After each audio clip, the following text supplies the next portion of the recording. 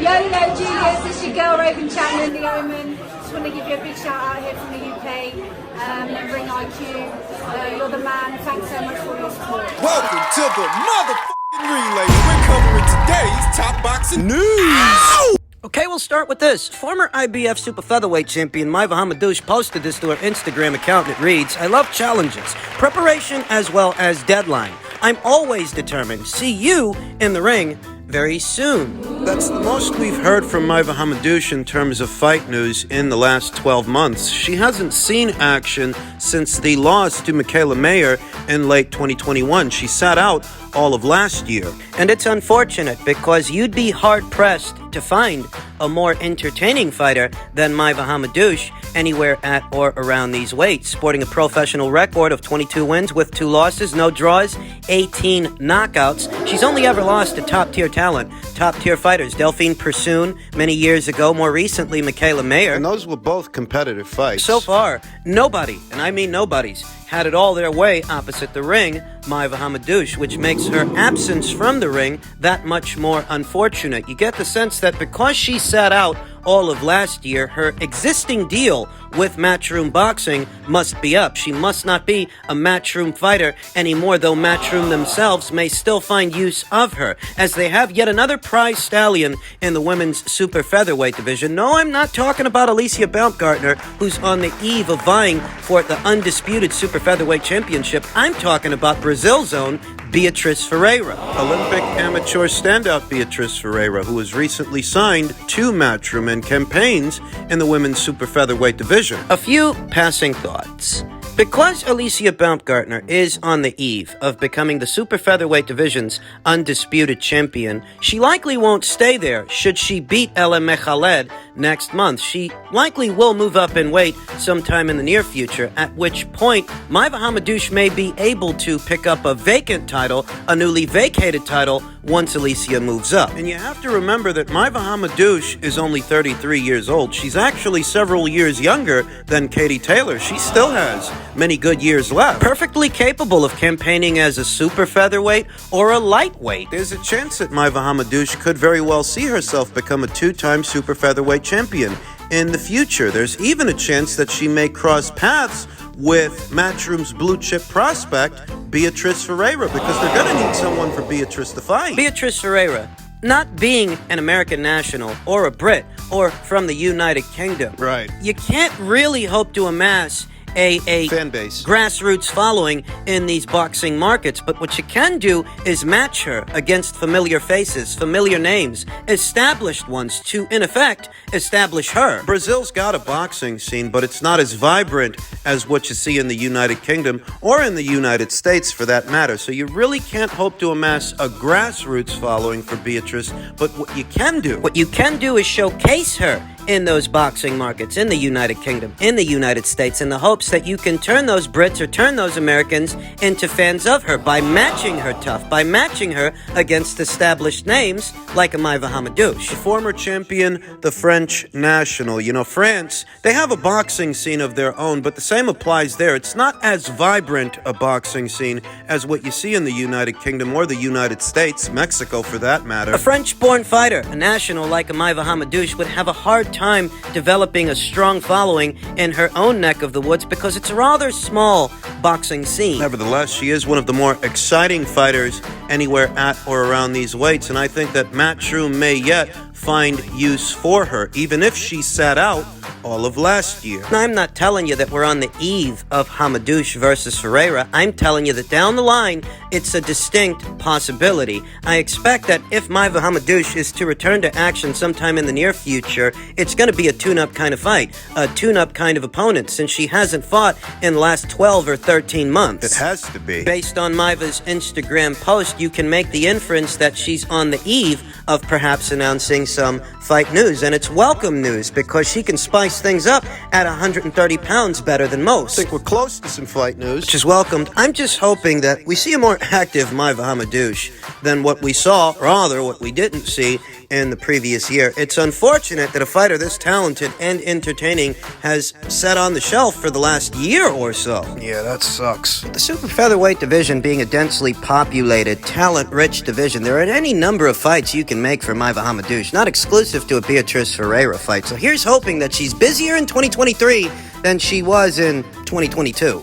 In men's middleweight and super middleweight news, Demetrius Andrade says, I don't think Triple G is going to bring that fire anymore. Triple G here today certainly isn't the same fighter that he used to be, not after that lackluster showing in the Canelo Alvarez trilogy. The least ambitious installment of their three-fight saga between Canelo's injured hand and Golovkin's ripe old age. I don't think Triple G is going to bring that fire anymore, said Andrade to Boxing Scene. I've long maintained that I think Gennady Golovkin made a decision beforehand. He made a decision ahead of that fight that he's not going to take chances with Canelo Alvarez. He went ahead with the fight because there was a fiscal incentive, a financial one, but as far as trying to avenge the loss in the second fight to Canelo Alvarez, he simply wasn't going to try. It wasn't worth it. That he, in effect, decided to... He was just there for a check, so he made a conscious decision not to be too ambitious, not to open up too much, and just survive. Just go the rounds with this guy. Live to fight another day, as the old saying goes. That's very much what I think Gennady Golovkin was doing,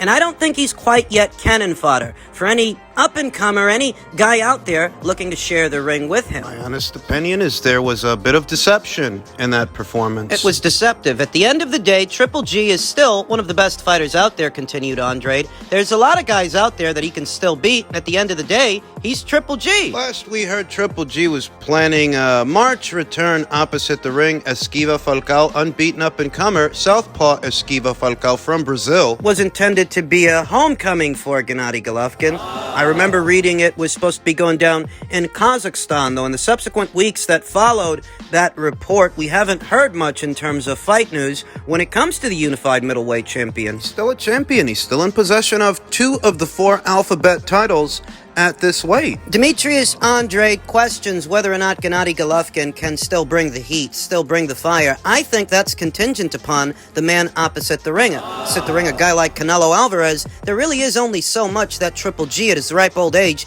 there's really only so much he can do, but opposite someone else. And Esquiva Falcao, for example. Cross-compare Gennady's performances opposite the ring Ryota Murata and opposite the ring Canelo for the third time, and you'll see that Gennady Golovkin did take more chances with Ryota Murata than what he took opposite the ring Canelo Alvarez, and it's because Ryota Murata, well, he obviously isn't the caliber of fighter that Canelo Alvarez is. Thus, Gennady Golovkin, in his ripe old age, he could still afford to take more chances with a Murata than he could with an Alvarez. So to some degree, he can still bring the heat. It all depends on who he's fighting. I'm of the opinion that if the story checks out and he ends up fighting Esquiva Falcao in March in his native Kazakhstan by way of a DAZN show on the DAZN platform, I think that's a fight that he can win. And if he does win that fight, I anticipate that he may move straight into a Jaime Munguia title defense, as that's the biggest bang for your buck fight that Gennady Golovkin can have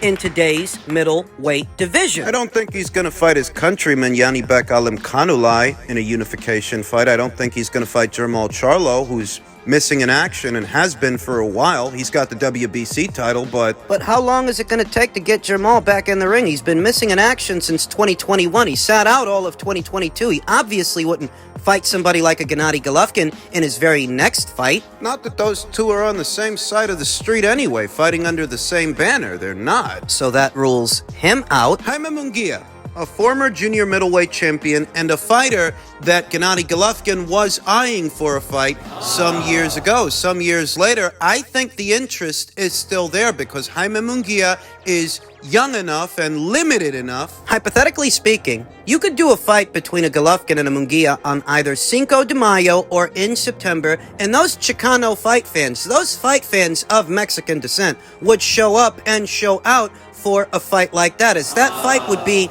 a passing of the torch fight for Jaime Munguia, who is in desperate need of a big fight with a big name. He can't circle on the outskirts of these weight classes, these divisions forever. At some point, he's going to have to fight someone, and who better than an aging fighter, an aging champion, who still has some marquee value? That's what I think the end game is. We'll see if that's how it plays out. Golovkin versus Munguia is a distinct possibility, but there's yet another scenario that we have to entertain. We don't know all the ins and outs of Gennady Golovkin's current promotional situation, contractual situation, and what he may be able to do, what he may be able to accept moving forward. Very soon, Chris Eubank Jr., who also has expressed an interest in facing Gennady Golovkin quite shamelessly after avoiding him in his prime. He's real keen on fighting him now. He's set to share the ring with Liam Smith later on this month. I think he's going to beat Liam. The people over there at Sky Sports and Boxer have become quite keen on poaching Matchroom's fighters and fighters that you've become accustomed to seeing on the DAZN platform. They got April Hunter and Savannah Marshall to cross over. Chris Billum Smith, Chris Eubank Jr., Liam Smith. Lawrence Okoli. Beyond the upcoming Chris Eubank Jr. versus Liam Smith fight, Liam Smith pay-per-view, one can make the inference that Sky Sports would pay to play in order to get someone like a Gennady Golovkin to cross over, provided that he has the autonomy to do so. And he might. It's a scenario that we have to entertain. Last month, No Smoke Boxing published an article in reference to Eddie Hearn's shocking claims about boxers' third-party financial backing. As we all know, Boxer, Ben Shalom, is the new in-house promoter over there at Sky since Eddie Hearn, Matchroom, and Sky have parted ways. Essentially, Eddie Hearn and the people at Sky are competitors now. The crazy thing about boxing is that promotional companies will receive an investment. We've seen it. Third-party backers with Al Heyman. We see it with Boxer. Once the money burns out, everything changes. But during that period, you have to compete with all the new boys. And that's what Boxer is trying to do. They're trying to use the Sky Sports platform, a powerhouse over there in the United Kingdom, to carve out their own lane. But they still need fights. They still need fighters. They need names. And Gennady Golovkin, even here today, is still a name. If they were clandestinely trying to get Lawrence Okoli to cross over to their side of things all this time, you don't think they'd try the same thing with a Gennady Golovkin? Now you've got other promotional companies that have investment. They'll make mistakes. They'll lose money. Eddie Hearn has been openly critical of moves made by Boxer, such as staging Alicia Baumgartner versus Michaela Mayer as an undercard bout in the UK, a fight with two Americans where Hearn claims Baumgartner received a 7-digit purse.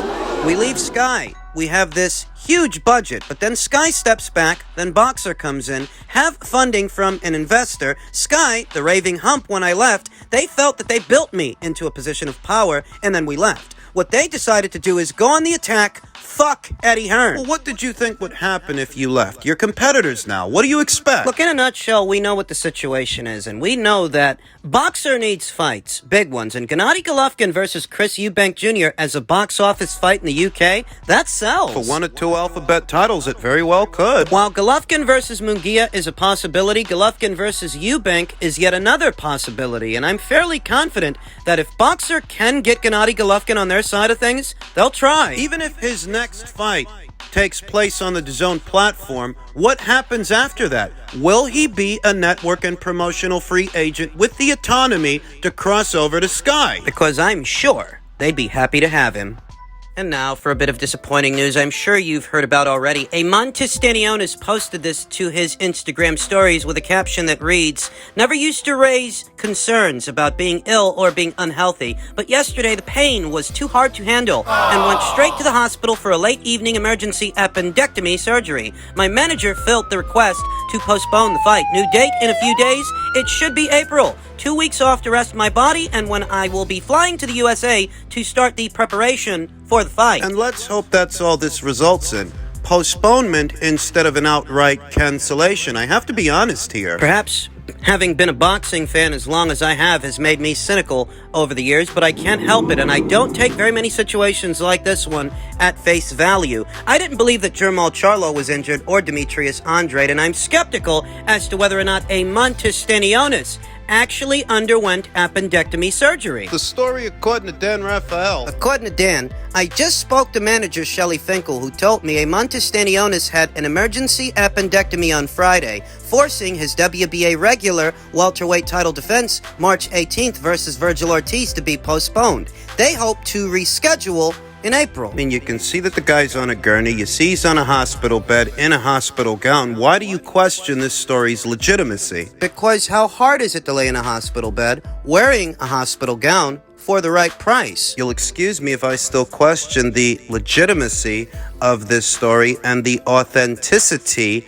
of this postponement. In any event, whether or not you think the appendectomy story is real, this is disappointing news because this is one of the more intriguing fights going down in the welterweight division, or it was supposed to be, and if it doesn't happen, It still might. Stanionis is the WBA's regular champion. He's managed by Shelly Finkel. He's supposed to be promoted by Probellum, but he's been boxing on PBC shows, PBC cards. That's where he's been. The fight he was about to have was supposed to take place as a Golden Boy promotion show on the DAZN platform. Not Showtime, not PBC. Opposite the ring, a fighter, an unbeaten up-and-comer like himself that was heavily favored to beat him and effectively take his WBA regular title from him. A title that can be used as a segue to either fight for the full title against the champion or used as a precedence to elevate that fighter to full champion status. And if Stanionis loses that title, he loses it all. His title shot, his chance to become a champion. I don't imagine that Shelly Finkel and Stanionis' team were all that crazy about this upcoming Virgil Ortiz fight, a fight that the WBA ordered, effectively painting Stanionis into a corner. Golden Boy Promotions placed the winning bid and won the rights to this fight. There wasn't a whole lot that Stanionis could do about it, short of forfeiting the WBA regular title, surrendering the belt. Clearly, he hasn't done that. They're saying they're going to reschedule the match for April, and let's hope that they do. But if you think that they're faking all of this, why would they do that? What would be the point? At minimum, they could be buying their fighter some time, biding their time, hoping that, I don't know, Virgil Ortiz loses his next fight? Or maybe buying their own fighter more time to get ready for the hardest fight of his career. Don't forget that Stanionis was already the mandatory challenger to the WBA title towards the tail end of 2021, and by all rights, he was supposed to get the winner of Spence versus Ugas. He agreed to step aside on the premise that he would, but he didn't. He never got to fight Errol Spence Jr. He never got his title shot, so I don't imagine that his handlers are all that crazy about him being ordered to face Virgil Ortiz instead. Virgil Ortiz, who has stated, is heavily favored to beat him. So once again, maybe they're buying him some time because they're hoping Virgil will lose his next fighter. Somehow, some way, the situation changes. Whether you believe in the appendectomy story or not, it all contributes to a very stagnant welterweight division that really isn't producing exciting fights. Interesting ones like this one was supposed to be. Now, Golden Boy Promotions, they're back on the hunt for an opponent, and they've got to find someone else for Virgil Ortiz to fight. I wouldn't mind seeing him fight Radzav Butaev. Radzav Butaev, who last shared the ring with none other than Stanionis. I could go for a fight like that. Let's wait and see.